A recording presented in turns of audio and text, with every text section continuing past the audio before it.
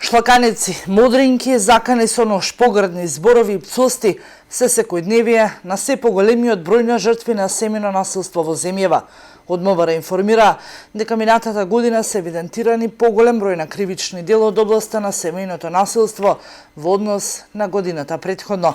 Во 2018 се регистрирана 1006 кривични дела, што значи дека во однос на претходната таа бројка беше само 903, се бележи пораст од 11,4%, кој се должи пред се на зголемувањето на бројот на делата, телесна повреда, а со висок процент се и застапени и делата, загрозување на сигурноста, информираат од полицијата.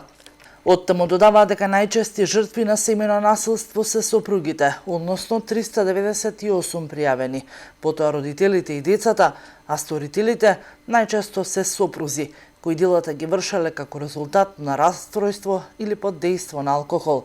Најголемиот број, или 84% од делата се извршени со употреба на физичка сила.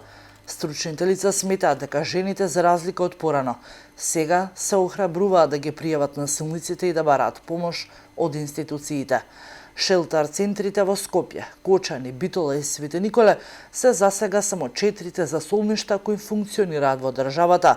Од Министерството за труд и социјална политика истакнуваат дека посветено работат на соодветна и навремена помош и заштита на жртвите на семејно насилство, а министерката Царовска неодамна изјави дека работат и на програми и во таа насока најави дека до крајот на годината ќе се отворат неколку специјализирани сервиси за жртви на семејно насилство во повеќе региони на државата.